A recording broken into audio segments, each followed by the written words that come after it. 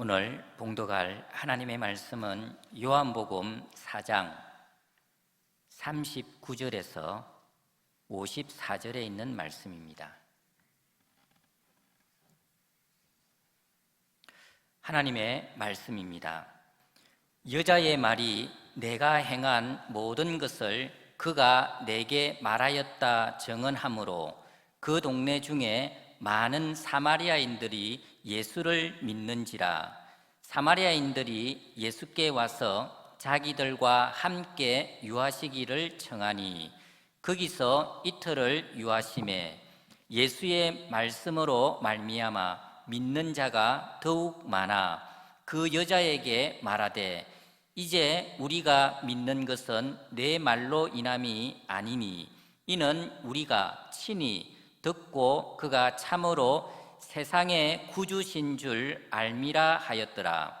이틀이 지나매 예수께서 그 길을 떠나 갈릴리로 가시며 친히 증언하시기를 선지자가 고향에서는 높임을 받지 못한다 하시고 갈릴리에 이르심에 갈릴리인들이 그를 영접하니 이는 자기들도 명절에 갔다가 예수께서 명절 중 예루살렘에서 하신 모든 일을 보았음이더라. 예수께서 다시 갈릴리 가나에 이르시니 전에 물로 포도주를 만드신 곳이라. 왕의 신하가 있어 그의 아들이 가버나움에서 병들었더니 그가 예수께서 유대로부터 갈릴리로 오셨다는 것을 듣고 가서 청하되 내려오셔서 내 아들의 병을 고쳐 주소서 하니 그가 거의 죽게 되었음이라.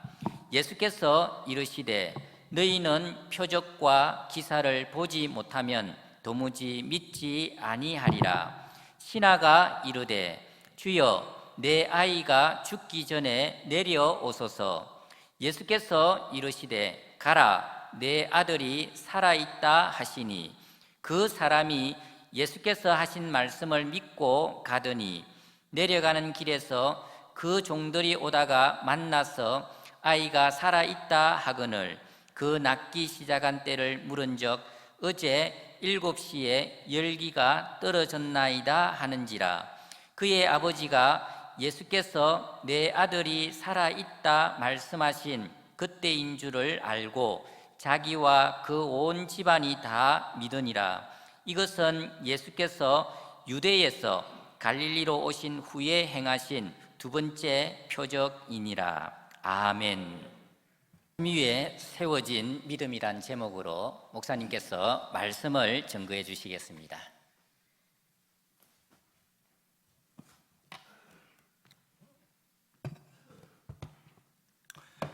첫 번째 이야기는 갈릴리 사람들의 믿음에 대한 이야기입니다.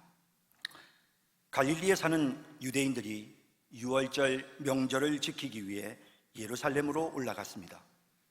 유대인 남자들은 율법의 전통에 따라 반드시 예루살렘 성전에서 유월절을 지켜야 했습니다. 비록 먼 거리였지만 율법의 명령을 따라 그들은 예루살렘까지 올라갔습니다.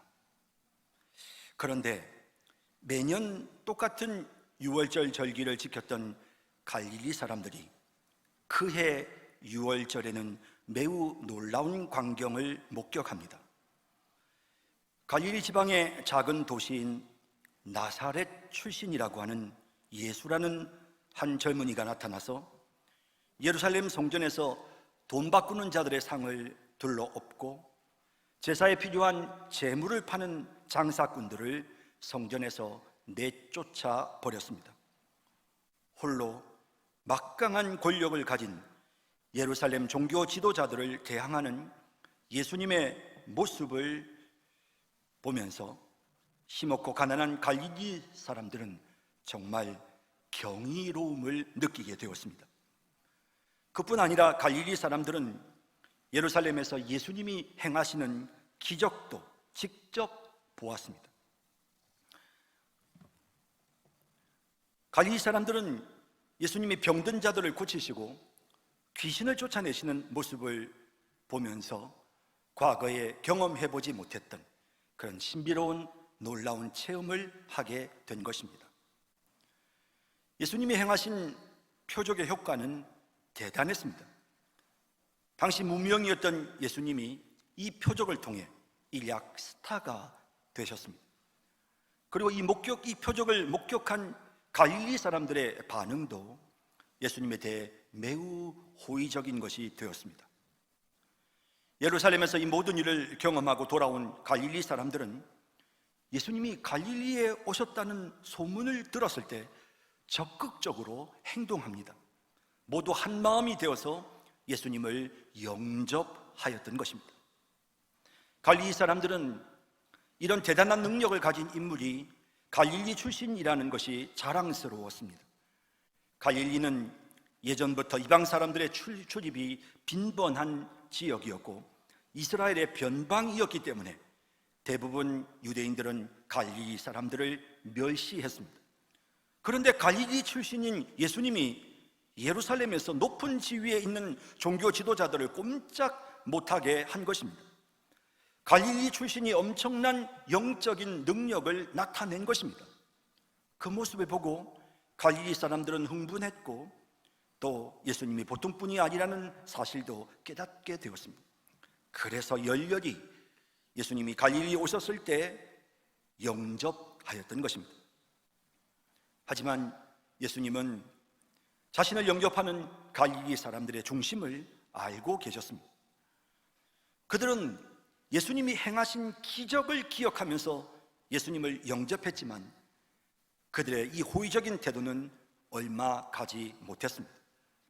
이미 예수님은 예루살렘에서 이런 종류의 믿음을 가진 자들에 대해 단호한 입장을 취하셨습니다. 요한복음 2장 23절에서 25절에 6월절에 예수께서 예루살렘에 계시니 많은 사람이 그의 행하시는 표적을 보고 그의 이름을 믿었으나 예수는 그의 몸을 그들에게 의탁하지 아니하셨으니 이는 친히 모든 사람을 아심이요 또 사람에 대하여 누구의 증언도 받으실 필요가 없었으니 이는 그가 친히 사람의 속에 있는 것을 아셨음이니라 라고 하십니다. 특별한 기적을 추구하고 그저 자신의 소망을 이루는 곳에 집착하는 그런 믿음은 마치 모래 위에 세운 집처럼 금방 무너질 수밖에 없는 것입니다. 이런 종류의 믿음을 갈릴리 사람들이 가지고 있었기 때문에 예수님을 향한 기대와 신뢰는 오랫동안 유지될 수가 없었던 것입니다. 결국 그들은 얼마 후에 예수님을 배척하고 말았습니다. 예수님은 갈릴리로 들어가시면서 제자들을 향해 선지자가 자기 고향에서는 존경을 받지 못한다고 말씀하셨습니다. 이미 구약시대부터 선지자들은 자신의 고향에서 신뢰를 얻지 못했습니다. 선지자의 고향 사람들은 그 선지자의 어린 시절을 알고 있었고 그 선지자의 집안 배경을 알고 있었기 때문에 그 어설프게 아는 지식 때문에 교만해져서 결국 선지자가 전하는 하나님의 말씀을 거부하고 배척하였던 것입니다. 예수님은 갈릴리 사람들도 마찬가지라 하셨습니다. 구약시대 선지자의 고향 사람들처럼 기적을 체험하고 목격한 갈릴리 사람들이 예수님에 대해 가졌던 그 호의적인 태도는 결국 얼마 지나지 않아 사라지고 말았던 것입니다. 이에 기적은 대단하게 사람들의 마음을 움직이는 것 같습니다. 하지만 사탄이 주는 작은 시험 앞에서도 기적에 집착하는 믿음은, 체험에 의존하는 믿음은 결국 여지없이 무너지고 마는 것입니다. 두 번째 이야기는 사마리아 사람들의 믿음에 관한 이야기입니다. 사마리아 수가성에 살던 한 비천한 여인이 기적을 체험합니다. 과거에는 한 번도 본 적이 없었던 한 유대인 남자가 자기에 대해 정확하게 알고 있었던 것입니다. 마치 곁에서 오랜 세월 그녀를 지켜본 것처럼 예수님은 이 여인의 과거에 대해 아주 분명하게 말씀하셨습니다. 그녀는 5명의 남편에게 버림받았고 지금 현재 함께 살고 있는 남자도 법적으로는 자기 남편이 아니었습니다. 이 여인은 그런 자기의 처지로 인해 사람들을 기피했고 아무도 우물을 찾지 않는 해가 가장 뜨거운 정오에 물을 길어 먹기 위해 홀로 우물가를 찾았던 것입니다. 그런데 이 낯선 유대인이 자신의 과거를 다 꿰뚫어 보고 말하는 것입니다. 이 여인이 이와 같은 놀라운 경험을 하였을 때 어쩌면 이 사람이 자기들이 기다려온 메시아일지도 모르겠다는 생각을 하게 되었고 그녀는 마을로 달려가서 그 모든 일을 마을 사람들에게 알리게 되었습니다. 물동이도 버려둔 채로 자신의 처지에 아랑곳하지 않고 그는 예수님을 사람들에게 전했습니다. 39절에 여자의 말이 내가 행한 모든 것을 그가 내게 말하였다 증언하므로 그 동네 중에 많은 사마리아인이 예수를 믿는지라 라고 기록되어 있습니다. 이 여인이 경험했던 이 자신의 경험, 그것을 간증했을 때, 그것을 사람들에게 알렸을 때 사마리아 사람들이 예수님께로 나오게 된 것입니다. 체험이 놀라운 결과를 가져다 주었습니다. 하지만 사마리아 사람들의 믿음은 결국 이 여인의 체험에 근거한 믿음이었습니다. 체험을 추구하고 신비롭고 놀라운 기적에 근거한 이들의 믿음, 연약한 초보적인 부실한 믿음. 예수님은 이들의 믿음을 온전하게 만드셨습니다. 예수님은 그들의 믿음을 성숙시키셨습니다. 40절에서 42절에 보면 사마리아인들이 예수께 와서 자기들과 함께 유하시기를 청하니 거기서 이틀을 유하심에 예수의 말씀으로 말미암아 믿는 자가 더욱 많아 그 여자에게 말하되 이제 우리가 믿는 것은 내 말로 인함이 아니니 이는 우리가 친히 듣고 그가 참으로 세상의 구주신 줄 알미라 하였더라 라고 되어 있습니다. 예, 사마리아 사람들의 시작은 수가성 여인의 신비로운 체험이었습니다. 하지만 이들의 믿음은 성숙되었습니다. 예수님의 말씀을 들었고 그 말씀을 믿었습니다. 그러자 그들은 깨달았습니다. 예수님이 참으로 세상의 구주시라는 사실을. 당시의 유대인들은 예수님이 어떤 분이신지 전혀 알지 못했었는데 사마리아 사람들이 예수님이 세상의 구주시라는 사실을 깨닫습니다. 말씀을 듣고 믿었기 때문입니다. 체험적인 신앙, 체험에 근거했던 사마리아 사람들의 연약한 믿음을 주님은 말씀을 믿는 온전한 믿음으로 성숙시키셨던 것입니다. 세 번째 이야기는 왕의 신하의 믿음에 관한 것입니다. 예수님이 갈릴리 가나에 이르셨을 때 헤롯 왕의 신하 한 명이 예수님을 찾아옵니다. 그는 지금 아주 절박한 상황이었습니다. 그의 아들이 지금 병들어 죽게 된 것입니다. 그가 꽤 높은 권력을 가진 사람이었으므로 아들을 살리기 위해서 별별 방법을 다 쓰지 않았겠습니까? 하지만 백약이 무효였습니다. 그때 예수님이 병을 치료하시는 능력을 가지셨다는 소문을 듣게 됩니다. 과연 이 사람이 예수님에 대해서 얼마나 알았는지는 정확하게 알 수 없습니다. 하지만 그의 상황이 너무도 절박했다는 것은 알 수 있습니다. 아마도 이 사람은 지푸라기라도 붙잡는 심정으로 자신의 아들을 살려야 되겠다는 그 간절한 열망으로 지금 예수님에게로 나왔을 것입니다. 왕의 신하는 아들이 죽기 전에 예수님이 가버나움으로 가셔서 아들을 살려달라고 요청합니다. 47절에 그가 예수께서 유대로부터 갈릴리로 오셨다는 것을 듣고 가서 청하되 내려오셔서 내 아들의 병을 고쳐주소서 하니 그가 거의 죽게 되었습니다. 그 다음에 예수님이 무슨 말씀을 하셨는데 왕의 신하는 예수님의 말에 전혀 신경을 쓰지 않고 그가 원하는 것을 또다시 한번 강조해서 49절에 이렇게 또 말합니다. 신하가 이르되 주여 내 아이가 죽기 전에 내려오소서. 지금 상황이 너무 시급하고 그의 마음이 너무 간절합니다. 제발 이 급한 불 좀 꺼주십시오. 지금 내가 너무 힘이 듭니다. 내 생명보다 소중한 아들이 죽어갑니다. 도와주십시오. 그렇게 요청하고 있습니다.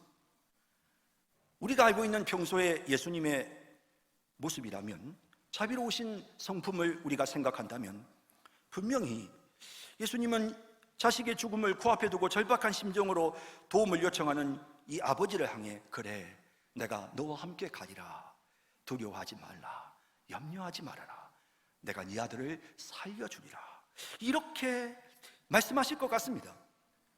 그런데 예수님은 신하가 요구하는 대로 하지 않으셨습니다.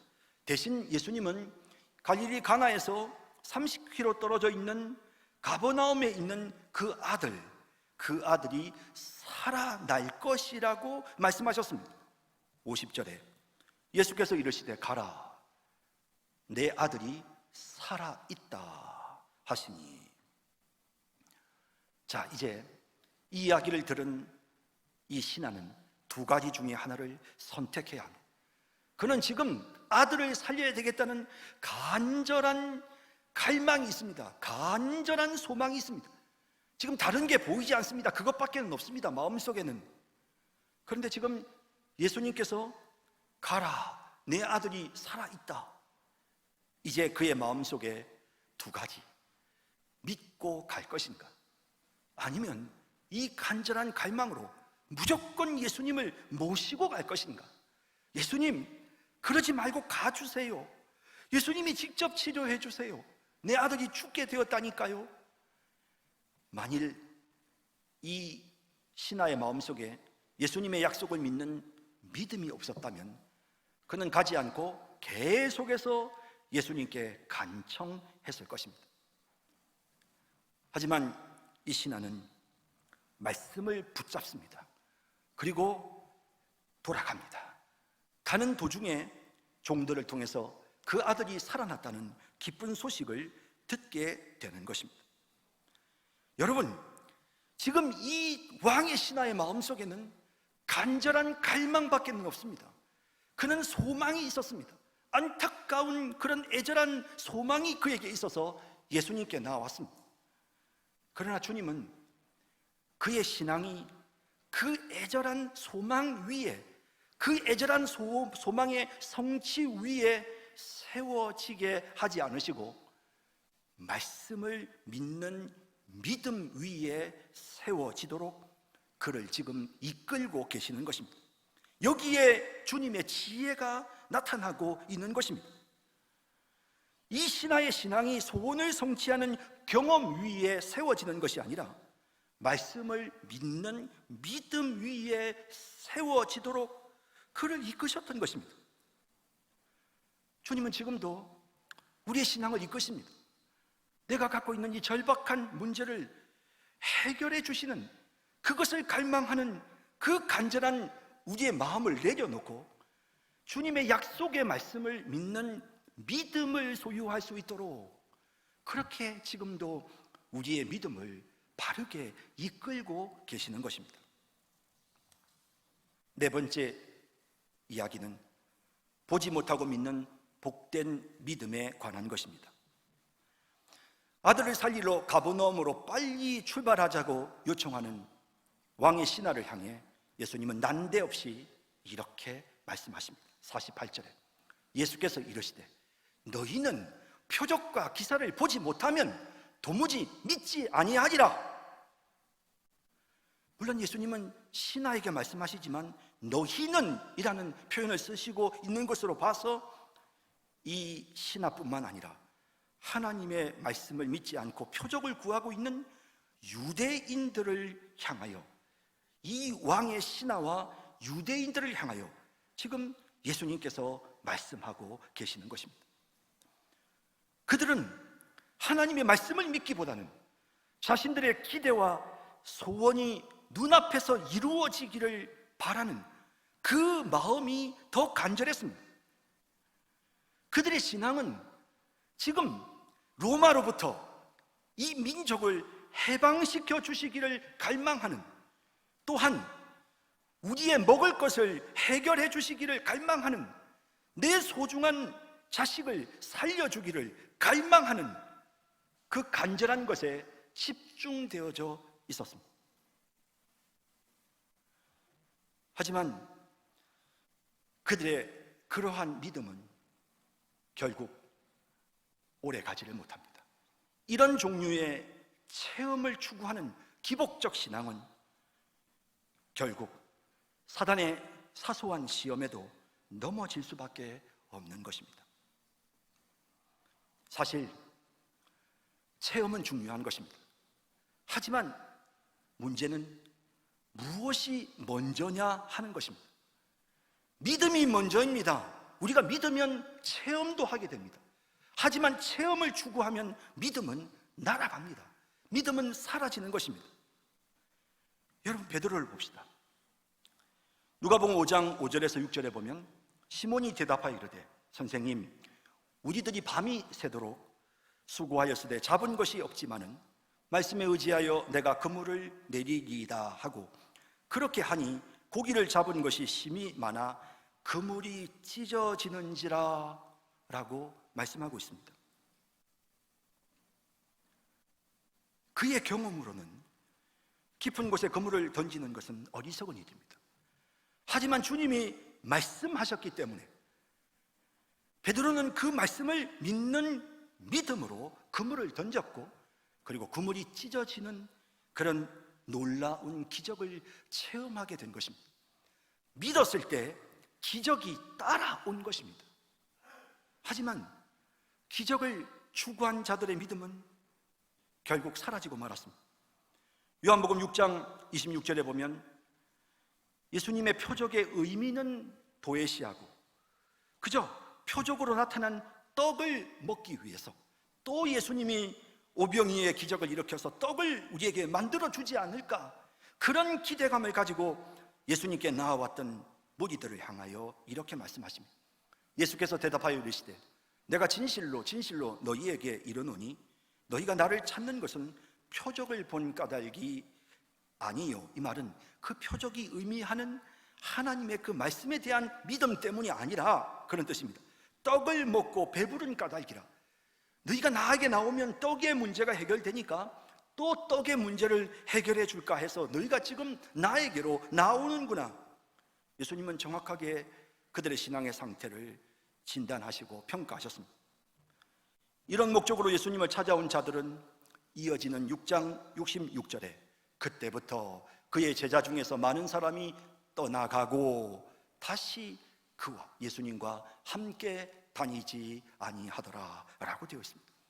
떡을 추구하는 자신의 이 욕망을 해결하기 위해서 주님께로 나온 자들은 결국에는 믿음을 잃게 되어졌던 것입니다.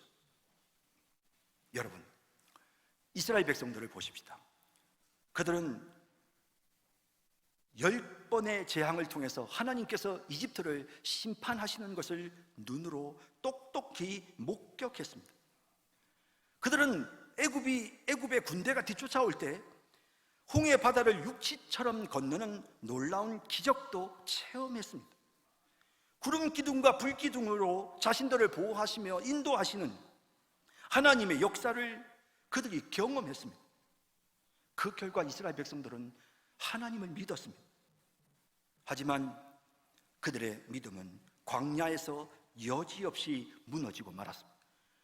더 이상 먹을 것이 없었을 때, 더 이상 마실 것이 없었을 때, 그리고 그들의 눈앞에 자기들이 감당하기 힘든 강대한 가나안 군대가 나타났을 때 그들은 모두 무너지고 말았습니다. 그들의 믿음은 사라지고 말았던 것입니다. 그래서 우리의 믿음은 체험을 추구하는 믿음, 체험에 근거한 믿음이 아니라 약속의 말씀을 믿는 믿음으로 올라서야 하는 것입니다. 그래서 우리에게 성경을 주신 것입니다. 요한복음 21장 마지막 부분에 성경을 기록한 목적에 대한 내용이 나오는데 아주 흥미롭습니다. 거기에 도마가 있었습니다.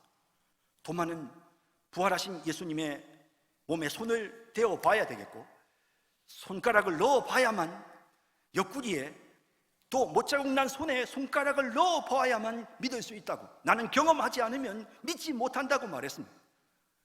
그랬던 도마를 향해 예수님은 이렇게 요한복음 20장 29절에 말씀하십니다.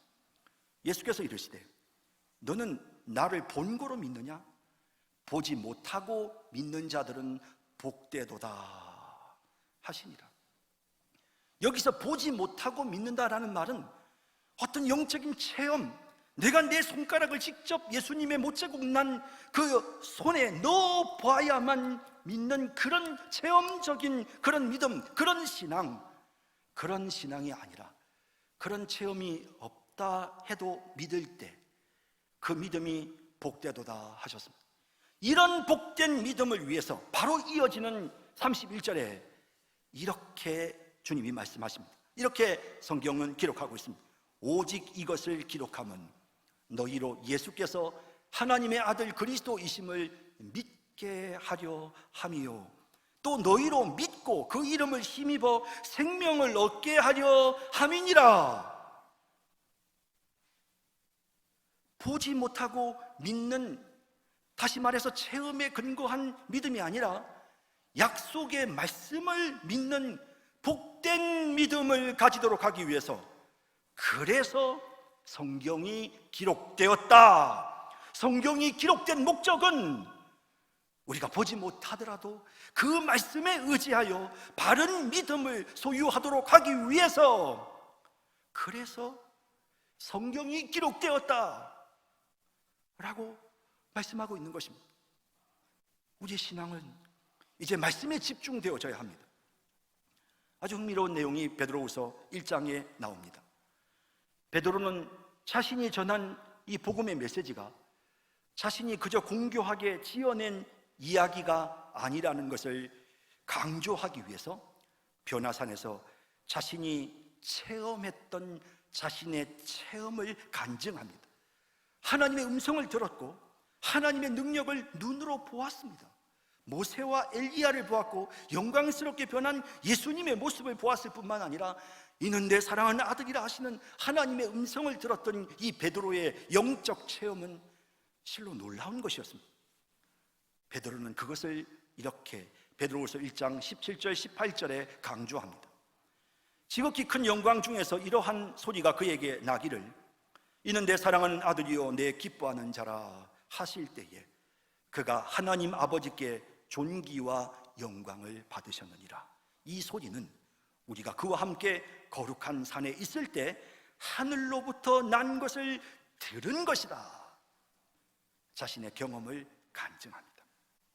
하지만 바로 그 다음 절 이어지는 19절에서 베드로는 자신의 이 놀라운 체험보다 더 확실한 것이 있다고 선언하면서 예수님이 재림하실 때까지는 그것을 붙잡아야 한다고 강조합니다.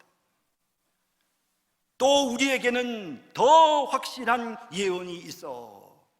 더 확실한 것, 이 베드로가 경험했던 이 영적인 체험보다 더 확실한 무엇입니까? 예언, 하나님의 말씀이 있답니다. 어두운 데를 비추는 등불과 같답니다. 이 말씀은 낮이 새어 샛별이 너희 마음에 떠오르기까지, 예수님이 재림하셔서 모든 것을 환하게 깨닫게 되는 그날까지 너희가 이것을 주의하는 것이 옳으니라. 이 예언의 말씀에 너희가 집중해야 되고, 이 예언의 말씀을 너희가 붙잡아야 되고, 항상 이 예언의 말씀을 살펴야 한다 라고 말합니다. 그러면서 이 예언의 말씀이 무엇이냐 하면 이어지는 20절 21절에 이렇게 설명합니다. 먼저 알 것은 성경의 모든 예언, 성경에 기록된 그 모든 하나님의 말씀, 이 예언이란, 이 프로페이테스라는 단어는 말씀, 하나님께로부터 받아서 말한다라는 단어입니다. 그래서 이 성경에 기록된 모든 말씀은 사사로이 풀 것이 아니고, 이건 인간적으로 그냥 인간에 의해서 만들어진 것이 아니라, 예언은 언제든지 사람의 뜻으로 낸 것이 아니요 오직 성령의 감동하심을 받은 사람들이 하나님께 받아서 말한 것입니다. 그래서 이 예언의 말씀, 성경에 기록된 이 확실한, 더 확실한 이 예언의 말씀을, 이 성경 말씀을 끝까지 붙잡고 주님이 재림하실 때까지 그 말씀에 의지하는, 그 말씀 위에 굳게 서는 그런 신앙생활을 해야 한다고 강조하고 있는 것입니다. 여러분, 오늘 우리의 믿음은 어떻습니까? 우리 교회 등록한 새가족 중에 한 분이 교회를 열심히 잘 다니시는데도 이런저런 사고가 나고 또 건강도 좋지 않아서 힘들어합니다. 얼마 전에 우리 교육자들끼리 함께 대화를 하면서 그분의 믿음이 약해질 것에 대해 좀 대화를 나누었습니다. 잠시지만 혹시 이 어려움이 계속되면 신앙생활을 중단하는 게 아닌가라는 그런 의구심도 제 마음속에 생겼습니다. 하지만 그럼에도 불구하고 그분의 믿음이 전혀 흔들리지 않는다는 것을 확인하였습니다. 그분은 처음부터 자신의 문제를 해결하기 위해 신앙생활을 시작한 사람이 아니었습니다. 그는 이 땅에 있는 문제를 해결하고 만사형통하기 위해서 하나님을 믿은 사람이 아니었습니다. 그분의 믿음은 오직 성경 말씀, 하나님의 말씀에 근거한 것이었습니다. 그래서 시련이 찾아왔지만 흔들리지 않았던 것입니다. 어려움이 있었지만 도무지 요동하지 않았던 것입니다. 여러분, 우리 신앙은 지금 무엇에 근거하고 있습니까? 내 문제를 해결해 주십시오. 제발 좀 모든 일들이 순조롭게 만사형통하게 해 주십시오. 성공하게 해 주십시오. 이 병이 좀 치유되게 해 주십시오. 잘 되게 해 주십시오. 여러분, 그런 마음을 가지고 지금 신앙생활을 하고 있지는 않습니까? 만일 그런 생각으로 여러분들이 신앙생활을 한다면 조그만한 어려움이 찾아와도 여러분의 믿음은 무너지고 말 것입니다. 우리의 믿음은 오직 하나님의 말씀에 근거해야 합니다. 여러분, 우리의 신앙은 하나님의 말씀 위에 굳건히 세워져야 합니다. 어떤 상황에서도 하나님이 나와 함께 하시고 나를 도우신다는 약속의 말씀을 믿는 믿음 위에 우리의 신앙이 세워져야 하는 것입니다. 그래서 우리는 성경을 읽어야 합니다. 그래서 우리는 성경을 공부해야 합니다. 그래서 우리는 성경을 가까이 해야 합니다. 그럴 때 우리의 신앙이 온전해질 수 있는 것입니다. 사랑하는 성도 여러분, 우리 하나님의 말씀에 근거한 신앙, 하나님의 말씀을 읽고 말씀을 묵상하고, 그래서 우리의 신앙이 정말 철저하게 성경 말씀에 근거한, 무엇을 체험하고 무슨 기적이 일어났고 무슨 응답을 받은 그것에 여러분들이 신앙의 집을 세우는 것이 아니라 하나님의 말씀 위에 여러분들의 견고한 신앙의 집을 세울 수 있는 그런 우리 모든 성도님들이 다 되시기를 주님의 이름으로 축원합니다. 기도하겠습니다. 사랑의 주님, 오늘 우리의 믿음을 되돌아봅니다. 과연 우리의 신앙은 우리가 갈망하는 그 무엇인가를 위하여 진행되는 신앙은 아닌지요? 주님, 기도합니다. 오직 말씀, 오직 하나님의 말씀을 붙잡고 말씀을 믿는 믿음 위에 우리의 신앙의 집을 견고하게 세우게 하여 주시옵소서. 영적으로 혼란한 시대 속에 있습니다. 하나님, 그럴 때일수록 말씀을 읽고 말씀을 가까이 하고 하나님의 말씀을 연구할 수 있는 그런 우리 성산교회 모든 성도들이 되게 하여 주옵소서. 예수님의 이름으로 기도드립니다. 아멘.